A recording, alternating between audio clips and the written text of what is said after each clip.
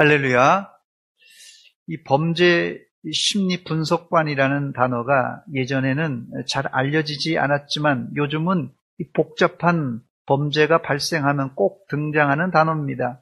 범죄 심리 분석관이란 이 보통 얘기는 프로파일러, 여러분 들어보셨을 텐데요. 이 프로파일러의 사전적인 정의는 용의자의 성격과 행동, 유형 등을 분석하고 도주 경로나 은신처 등을 추정하는 역할을 하는 수사관이다. 이렇게 정의가 되어 있습니다. 이들은 주로 증거가 불충분해서 일반적인 수사 기법으로는 해결하기 어려운 사건에 투입이 됩니다. 오늘 본문을 읽어보면 요셉이 형들이 곡식을 사러 애굽에 왔을 때 그들을 신문하는데 바로 이 프로파일러 같이 형들의 그냥 속을 훤히 들여다보며 그들의 본심을 알아냅니다. 요셉의 형들은 요셉을 팔아먹은 후에 약 22년 동안 완전 범죄자들이었습니다. 그러나 자신들이 팔았던 요셉 앞에 엎드려 신문을 받을 줄이야 꿈에도 몰랐습니다. 우리도 이런 외나무다리 심판을 장차 받을 것입니다. 외나무다리는 이렇게 저렇게 피할 수 없는 것이에요. 여러분들은 하나님의 백보자 심판대 앞에서 예수의 보혈로 천국 하나님의 나라로 직행하시기를 주의 이름으로 축원합니다. 심판이 나에겐 없네. 주의 피는 내 죄 가리네. 예수님 날 위해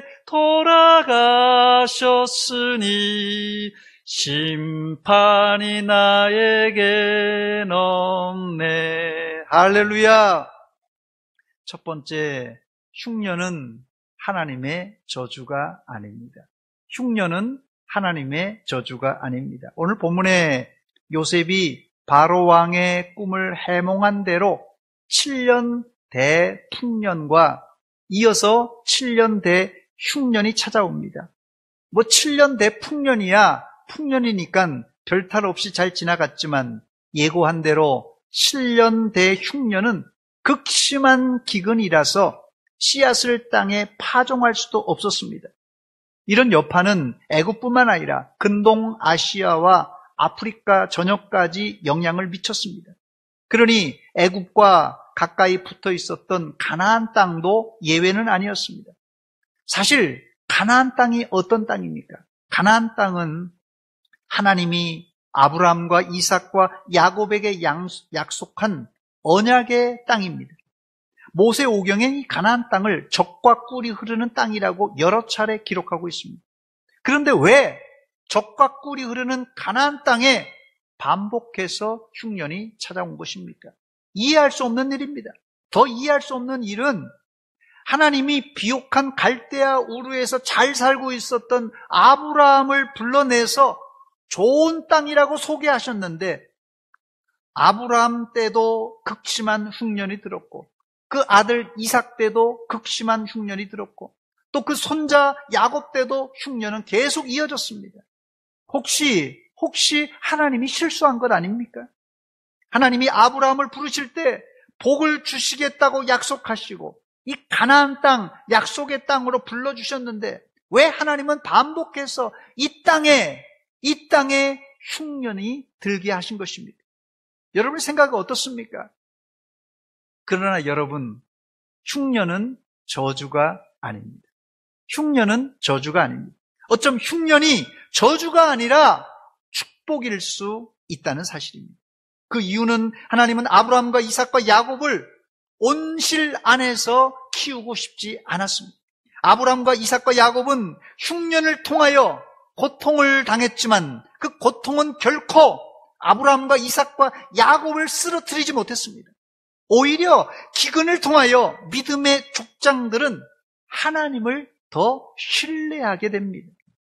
놀라운 사실은 아브라함과 이삭과 야곱 이 세 사람은 모두 흉년 중에 영적으로 이 믿음이 성장했고 물질적으로 더 풍성해졌다는 사실입니다. 믿음의 사람들에게는 기근과 흉년이 절대 손해보는 장사가 아닙니다. 상식적으로 기근이 들면 이 곡식 수확량이 줄어들어 재산이 줄어들어야 상식입니다. 그러나 아브라함과 이삭과 야곱은 기근을 지날 때는 힘들었지만 지나놓고 보니까 재물과 재산이 오히려 증식되었다는 사실입니다. 참 희한한 일입니다. 심지어 아브라함 때는 2번의 큰 기근이 있었는데 이 흉년 중에 아브라함은 애굽과 또 이 블레셋 그랄 지역으로 내려갑니다. 그 내려가서요, 아브라함이 얼마나 멍청한 짓을 했는지, 이 애굽에 내려갔을 때도, 블레셋 그랄로 내려갔을 때도 자기 아내를 누이라고 아내를 팔아먹어요. 아주 파렴치한 죄를 지은 것입니다. 흉년에다가 자기 아내도 팔아먹는 이런 파렴치한 죄를 지었어요. 그런데 그 일로 아브라함은 오히려 재산이 증식되는 일이 생깁니다. 그 아들 이삭 때는 어떻습니까? 이삭도 기근을 맞아 그랄로 내려갔다가 그 땅에서 그 해 100배의 축복을 받았습니다. 야곱도 기근을 만나, 지금 오늘 본문에 야곱이 만난 기근입니다. 그래서 나중에 최종적으로는 야곱이 애굽으로 완전히 이민 이사를 갑니다. 그리고는 어떻게 됐습니까? 야곱은 아브라함과 이삭이 받았던 이 100배의 복보다 더 많은 큰 복을 받습니다. 즉 하나님이 아브라함에게 약속했던 하늘의 별과 같이 땅의 모래와 같은 많은 자손의 증식이 바로 이 야곱의 때에, 그것도 애굽 땅에서 발생합니다. 사랑하는 여러분, 이성적인 생각으로는 기근을 당했는데 재산이 증식되고 100배의 축복을 받고 더 나아가 바다의 모래알과 하늘의 별같이 번성한다는 것은 이해할 수 없는 일입니다. 그렇습니다. 합리적으로 안 맞아도 하나님의 영적 법칙엔 정확하게 들어맞는 이야기입니다. 그러므로 인생의 흉년과 기근은 저주가 아닙니다. 오히려 하나님이 여러분들에게 복을 주시기 위한 아주 특별한 계획임을 믿으시고 믿음으로 인내하고 기다리시기 바랍니다. 하나님이 반드시 여러분들에게 100배의 축복을 내려주실 줄 믿습니다. 두 번째, 야곱은 애굽에 곡식이 있음을 보고 양식을 사옵니다. 제가 늘 드리는 말씀이 뭡니까? 문제는 문제가 아니라 문제는 이 문제를 어떻게 푸느냐가 문제라, 이렇게 종종 제가 말씀드리는데, 야곱은 기근이라는 문제를 놓고 한숨만 쉬지 않고 문제를 지혜롭게 풉니다. 야곱이 만난 문제가 뭐라고요? 기근으로 양식이 떨어진 거예요. 이때 야곱은 빈 쌀똥만 쳐다보지 않고 양식이 있는 곳으로 눈을 돌렸습니다. 본문 이 1절과 2절 말씀입니다. 그때 야곱이 애굽에 곡식이 있음을 보고 아들들에게 이르되 너희는 어찌하여 서로 바라보고만 있느냐? 야곱이 또 이르되 내가 들은즉 저 애굽에 곡식이 있다 하니 너희는 그리로 가서 거기서 우리를 위하여 사오라. 그러면 우리가 살고 죽지 아니하리라 그랬습니다. 여기 야곱은 애굽에 양식이 있음을 보고 했는데, 야곱이 직접 애굽에 가보지 않았기 때문에 야곱이 애굽에 양식이 있음을 소식으로 듣고가 어울리는 표현입니다. 그런데 이 듣고가 아니라 왜 보고라고 썼을까요? 야곱은 이것은 야곱이 영적 해안, 영적인 이 영안이 열려 있음을 간접적으로 표현한 말입니다. 뒤에도 보면 야곱은 나이가 들어 애굽에 내려갔을 때는 이미 눈이 멀어버립니다. 그러나 영안으로 자녀들을 축복할 때 영안이 열려서 요셉의 두 아들도 누가 영적인 장자인지를 구분해서 그들에게 각각 축복을 해줍니다. 신앙인들에게 필요한 안목은 믿음의 안목, 영안이 열려 있어야 합니다. 여러분들은 단순히 겉만 보고 평가하지 마시고 영안을 열어서 속을 들여다볼 줄 아는 믿음의 눈을 가지시기 바랍니다. 야곱이 요셉의 두 아들 므낫세와 에브라임을 축복할 때 요셉이 이 눈이 안 보이는 아버지를 배려해서 큰아들은 아버지의 오른손으로 축복할 수 있도록 이 오른쪽에, 또 작은 아들은 왼손으로 축복하라고 이 왼편에, 이 아버지 왼편에 세웠어요. 아버지가 눈이 안 보이니까요. 그러나 야곱은 손을 엇갈려서 큰아들에게는 왼손을, 작은 아들에게는 오른손으로 축복을 해주는 것이에요. 그렇게 축복하는 것이 이 요셉 입장에서는 마음에 들지 않는 것이에요. 아버지 제발 그렇게 하지 마세요. 큰아들이 여기 있으니까 그냥 손을 피면 큰아들이 머리고 손을 피면 둘째 아들이니까 그냥 정상적으로 축복해 주세요. 이렇게 말했지만 야곱이 이렇게 대답합니다. 창세기 48장 19절입니다. 나도 안다 내 아들아, 나도 안다, 나도 안다, 나도 안다. 그도 이 큰아들 얘기하는 거예요. 한 족속이 되며 그도 크게 되려니와 그의 아우가 그보다 큰 자가 되고 그의 자손이 여러 민족을 이루리라, 이렇게 축복합니다. 야곱의 육신의 눈은 멀었지만 영안은 열려 있었던 것입니다. 이런 영안과 안목은 아무나 가질 수 있는 것이 아니라 하나님과 동행하고 하나님께 쉬지 않고 기도하는 자가 가질 수 있는 복입니다. 여러분들에게도 이 말세에 쉬지 않고 기도하심으로 영적 분별력이 있는 성도들이 되시기를 주의 이름으로 축원합니다. 저를 한번 따라서 하시기 바랍니다. 주여, 주여, 나에게 영안을 열어주소서. 여러분의 기도의 제목이 되셔야 돼요. 마지막 시대에 이거 영적 분별력이 없으면 나도 망하고 가족도 망하고 우리 공동체도 망하는 것입니다. 주여, 나에게 영안을 열어주시옵소서. 이게 여러분의 기도의 제목이 되시기 바랍니다. 세 번째, 요셉은 식량을 사러 온 형들에게 복수하기보다 자기의 꿈을 생각합니다. 뭘 생각한다고요? 자기의 꿈을 생각합니다. 우리나라 말에 원수는 외나무 다리에서 만난다는 말이 있습니다. 형들이 요셉에게 제대로 걸린 것입니다.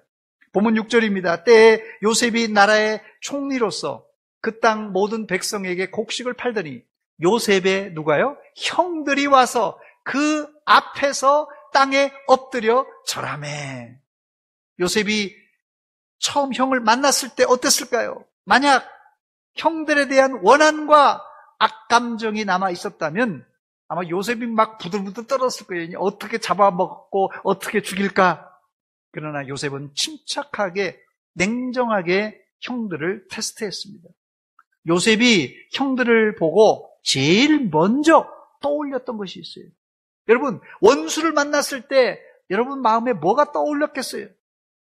요셉은 형들을 보고 자신이 약 22년 전에 꾼 꿈을 생각해냈습니다. 본문 9절입니다. 요셉이 그들에게 대하여 꾼 꿈을 생각하고, 이 말은 요셉은 22년 동안 자신이 꾼 꿈을 잊지 않고 가슴 속에 지니고 있었다는 말입니다. 꿈은, 이 꿈을 잊은 민족, 꿈이 없는 민족은 망하는 법입니다. 꿈이 있는 개인도 망하는 법이에요. 꿈이 없는 민족은, 꿈이 없는 개인은 망하는 법입니다. 누구든지 이 사사로운 감정, 사실 요셉 안에는 복잡한 감정이 있어요. 형들이 나를 팔아먹고 나를 죽이려고 했으니까, 나를 미워했으니까 이 요셉 안에는 이 감정에 여러 가지 복잡한 것이 있었을 것입니다. 그런데 여러분, 사사로운 감정을 오래 품고 있으면 큰 일을 감당할 수가 없습니다.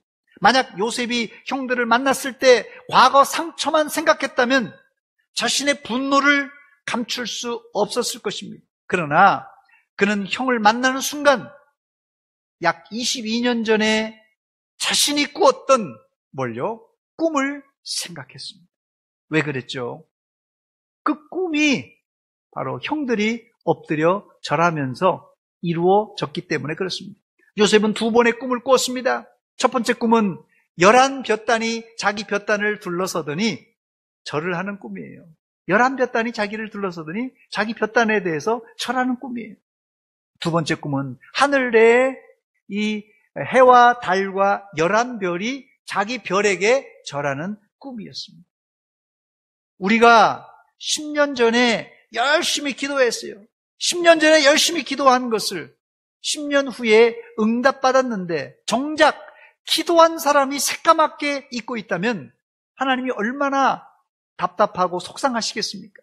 여러분의 꿈을, 여러분의 기도를 잊지 마시고 더 나아가 하나님이 여러분들에게 깨닫게 하신 말씀을 잊지 마시기 바랍니다. 말씀을 마음속에 담고 있는 사람, 말씀을 늘 묵상하는 사람들은 인생의 크고 작은 사건, 사고 가운데 하나님의 꿈과 하나님의 말씀이 생각나는 사람이에요. 그래야 여러분 인생 살면서 복잡단안한 사건들, 복잡한 사건, 사고 가운데 자기의 인생이 해석되어지고 실타래처럼 복잡하게 꼬인 문제들이 바로 거기서 풀려지는 것이에요. 여러분들이 안고 있는 인생에 실타래처럼 꼬이고 꼬인 문제 있죠? 그거요, 여러분, 그거 풀려면 안 돼요. 어떻게 해요? 하나님 말씀을 기억하고 있는 사람들은, 하나님이 나에게 주신 꿈을 기억한 사람들은, 내가 기도했던 기도를 기억한 사람들은 그 기도와 말씀과 그 꿈을 통하여서 언제 어떻게 됐는지 이 내 사건, 사고가, 문제들이 풀려진다는 것입니다. 즉 요셉은 22년 동안 한시도 꿈을 잊지 않고 살았던 사람입니다. 만약 요셉이 22년 동안 원수를 잊지 않고 원수를 갚겠다는 생각으로 복수의 칼을 갈고 있었다면 어떻게 되었겠습니까? 그 칼로 물론 자기가 형들을 죽일 수 있죠. 지금 당장 여기 엎드려 있으니까 그 복수의 칼로 형들을 죽일 수 있는 권한이 있는 사람이에요. 그런데요, 복수의 칼로 형들을 죽였다면 결국 요셉 자신도 그 칼에 죽고 말 것입니다. 그러나 요셉은 형들의 과거 해코지를 잊고는 자신의 꿈을 기억하고 형제들을 용서하고 사랑했던 사람입니다. 요셉이 위대한 점은 꿈을 꾼 것보다 그 꿈을 잊지 않고 꿈을 성취한 것입니다. 여기 왕년에 꿈이 없는 사람 있습니까? 여기 계신 우리 장로님들, 권사님들, 집사님들, 우리 성도님들, 왕년에 꿈 없는 사람 있습니까? 그러나 꿈을 꾼다고 다 이루어지진 않습니다. 요셉은 꿈을 꾸었을 뿐 아니라 그 꿈을 실현한, 성취한 사람입니다. 우리 인생은 문제의 연속인데 이 많은 문제를 풀려면 늘 부조화와 불합리를 경험하게 됩니다. 여러분들, 문제를 풀려고 하는데 이게 너무 많은 부조리와 부조화가 있는 것이에요. 또한 사건, 사고가 쉽게 해석되고 이해되는 것도 있지만 대부분의 우리가 만나는 사건, 사고가 아주 불가사의한 이 사건, 사고가 더 많습니다. 요셉은 이런 이해 불가한 일들을 여러 차례 경험한 사람입니다. 형들의 미움으로 자신이 노예로 팔린 일, 이게 이해가 됩니까? 누명을 쓰고 감옥에 들어간 일, 이거 정말 이해 불가한 일입니다. 그러나 요셉은 가슴속에 꿈을 품고 있었고 하나님의 말씀을 품고 있었습니다. 하나님은 요셉의 마음속에 희망의 꿈이 사라질 것 같은, 너무 22년 동안 꿈이 이루어지지 않았으니까요. 그런데 그 희망의 꿈이 사라질 것 같은 때에 불합리한 사건, 사고가 하나님의 꿈과 하나님의 말씀으로 풀려지기 시작했습니다.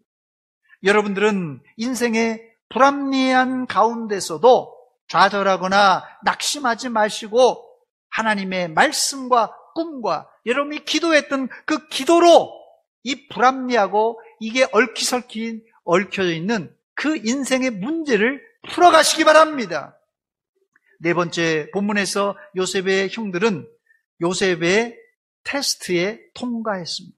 솔직히 말해서 요셉의 형들은 아주 나쁜 놈들이에요. 요셉의 형들은 나쁜 놈들입니다. 아무리 미워도 자기 이복 동생을 죽이려고 한 것과 차마 죽이지 못해 노예로 팔아먹은 것은 아주 비정한 행동입니다. 그리고 더 나쁜 것은 자기 동생이 애굽에서 종살이 하는 줄 뻔히 알면서도 22년 동안 단 한 번도 동생을 찾아본 적이 없어요. 더 나아가 이 사건을 아버지에게는 영원히 모르게 했던 아주 나쁜 놈들입니다. 이들은 22년 동안 아버지를 감쪽같이 속여먹은 완전 범죄를 저지른 것입니다. 죄질이 아주 안 좋은 형들이에요. 이런 사실을 요셉이 너무 잘 알지 않습니까? 요셉이 너무 잘 알아요. 형들이 얼마나 죄질이 안 좋은 인종들인지. 그래서 형들이 혹시 지금도 그런 악한 마음을 가지고 있는가 테스트할 필요가 있었던 것입니다. 첫 번째, 그래서 요셉이 선택한 것은 형들에게 이 스파이라는 누명을 씌워 3일간 구류를 시킵니다. 형들이 3일 동안 감옥에 갇혀 있는 동안 형들 마음속에 큰 변화가 일어났습니다. 성경에는 3일 구류시켰다고만 나오지 더 이상 추가 설명이 없습니다. 그러나 3일간 감옥에 갇혔다가 나온 형들의 대화를 들어보면 3일 동안 형들의 마음속엔 이 큰 심경의 변화가 있었음을 알 수 있습니다. 제일 눈에 뜨는 구절은 형들이 과거 22년 전에 자기 동생 요셉의 일을 회상하며 공개적으로 서로 잘못을 시인하는 장면입니다. 창세기 42장 21절입니다. 그들이 서로 말하되 우리가 아우의 일로 말미암아 범죄하였도다. 그가 우리에게 애걸할 때에 그 마음의 괴로움을 보고도 듣지 아니하였으므로 이 괴로움이 우리에게 임하도다. 더 나아가 루벤이 이 동생들에게 이런 말을 합니다. 창세기 42장 22절입니다. 내가 너희에게 그 아이에 대하여 죄를 짓지 말라고 하지 아니하였더냐. 그래도 너희가 듣지 아니하였느니라. 그러므로 그의 핏값을 치르게 되었도다. 요셉과 형들 사이에는 통역관이 있었기 때문에 형들은 자기들의 이야기를 아무도 알아듣지 못할 줄 알았습니다. 그러나 요셉은 형들의 이야기를 동시통역으로 다 알아듣고 있었습니다. 저는 이런 형제간에 동시다발적인 회개가 일어난 것은 하나님의 은혜라고 생각합니다. 아무리 막다른 골목에 다다랐을지라도요. 잘 들으시기 바랍니다. 아무리 막다른 골목에 다다랐을지라도 하나님이 선택하지 않은 사람은 자신의 잘못을 알고도 끝까지 회개하지 않고 버티다가 결국 죄를 품고 죽습니다. 그러나 감사하게도 22년 전에 흉악한 죄를 저지른 형들은 서로 회개하며 자신의 잘못을 토해냈어요.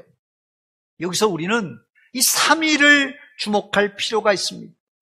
형들은 22년 동안 자신의 잘못을 가슴 깊이 묻어두고 의도적으로 모른 채 했고 아무도 이 일을 꺼내보지 않고 말 그대로 깔아뭉갰어요.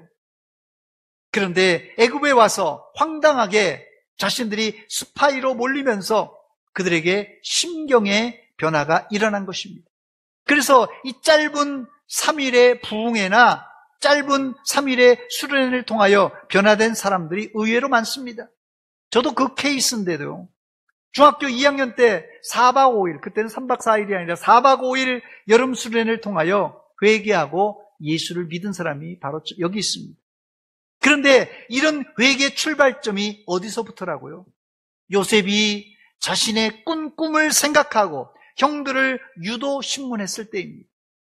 그러나 20년이 넘은 이 캐캐묵은 죄를 회개하는 데는 20년이 넘은 이 캐캐묵은 가정의 이야기를 끄집어내는 데는 큰 용기가 필요했습니다. 오랜 이야기니까 뭉개버리면 누가 알겠습니까?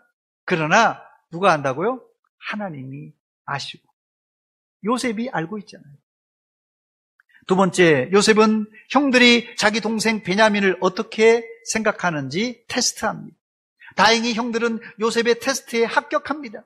요셉은 3일 동안 형들을 구류했다가 풀어주면서 시므온을 옥에 가두고는 양식을 주어 가나안 땅으로 보냅니다. 이때 조건이 있는데 다음 양식을 사러 올 때는 반드시 베냐민을 데려오라는 조건을 내겁니다. 그래야 시므온도 살려주고 또 양식도 주겠다는 것이에요. 창세기 42장 19절입니다. 19절과 20절 말씀입니다. 너희가 확실한 사람들이면 너희 형제 중 한 사람만 그 옥에 갇히게 하고 너희는 곡식을 가지고 가서 너희 집안의 굶주림을 구하고 20절입니다. 너희 막내 아우를 내게로 데려오라. 그러면 너희 말이 진실함이 되고 너희가 죽지 아니하리라 하니 그들이 그대로 하니라 그랬어요. 요셉의 형들이 요셉의 유도 신문에 걸려 들어간 것입니다. 요셉의 형들과 아버지 야곱의 약점이 뭡니까? 이 요셉의 형들과 야곱의 약점, 이 아킬레스건이 바로 막내 아들 베냐민이었어요. 이 사실을 요셉은 너무 잘 알고 있었습니다. 그래서 형들의 약점과 아버지의 예민한 점을 동시에 건드린 것입니다. 이 일로 요셉의 형들은 아버지 야곱에게 큰 책망을 듣습니다. 우여곡절 끝에 결국 형들의 간청과 중재 그리고 이 아버지 야곱의 백기투항으로 애지중지했던 베냐민을 데리고 요셉 앞에 섭니다. 그리고 요셉이 마지막 형들을 시험하는데 자기 동생 베냐민을 어떻게 형들이 생각하는지를 시험했습니다.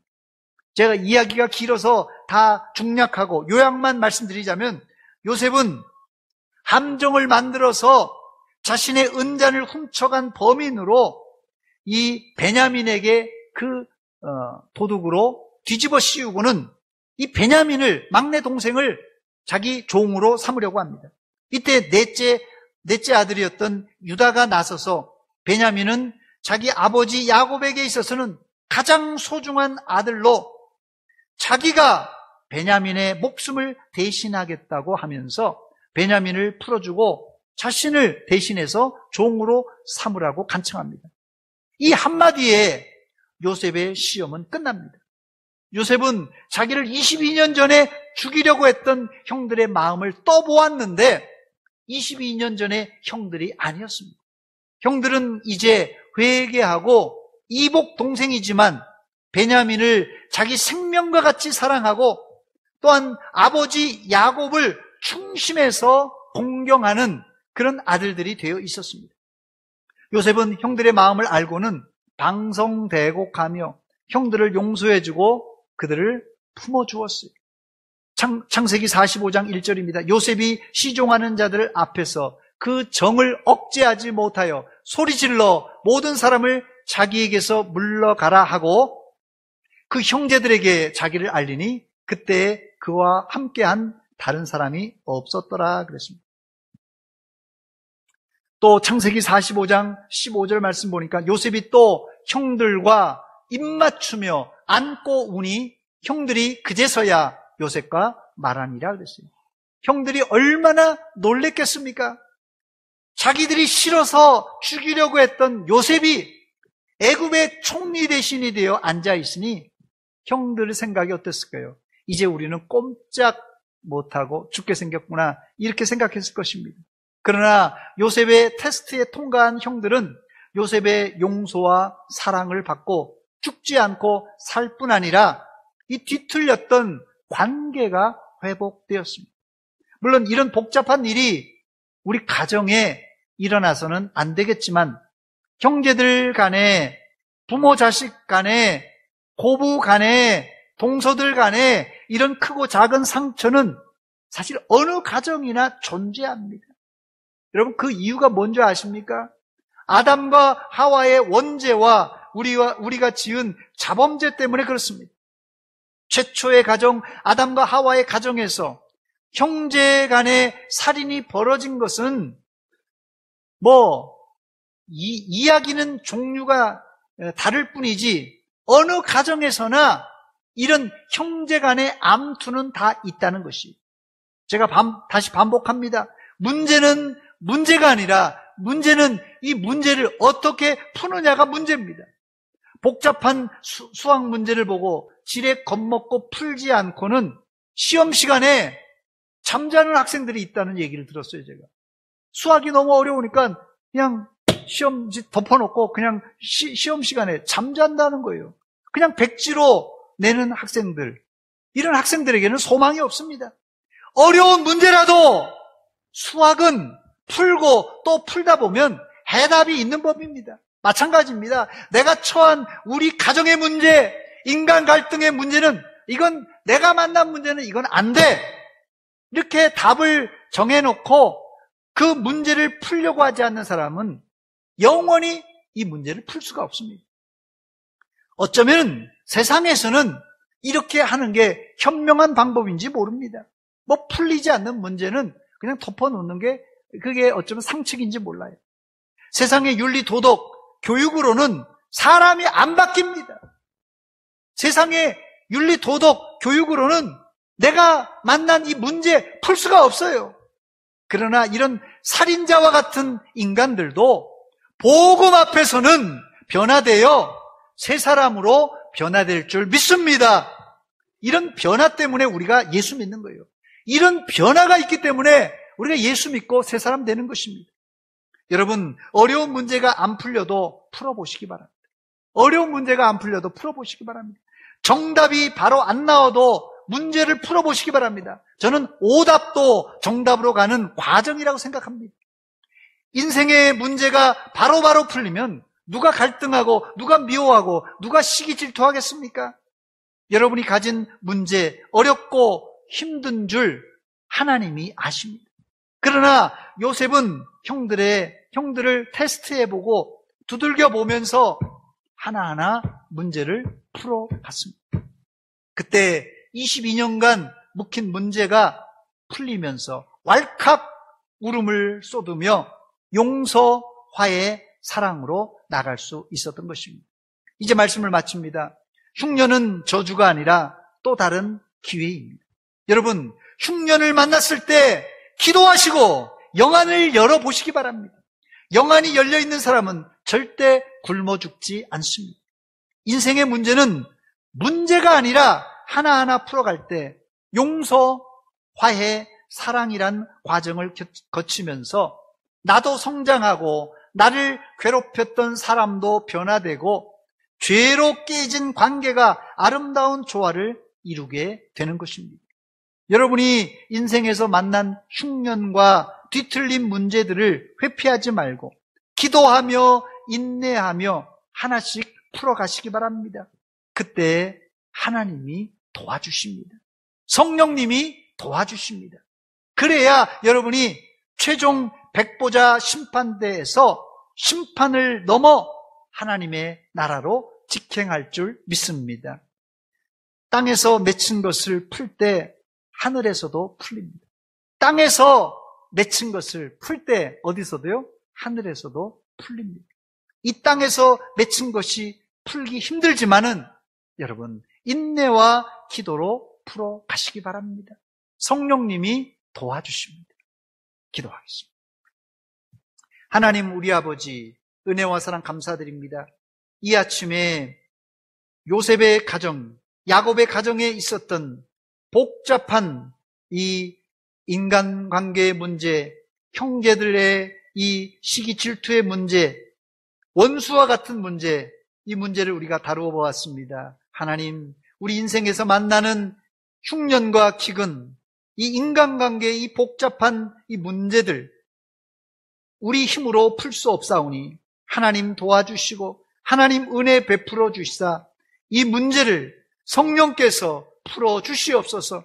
우리의 마음을 풀어 주시고 우리의 원수들을 풀어 주시고 우리 복잡한 문제를 풀어 주시사 하나님 안에서 이제 화해하고 사랑하고 하나님의 나라를 만들어가게 하여 주시옵소서. 예수님의 이름으로 기도하옵나이다. 아멘.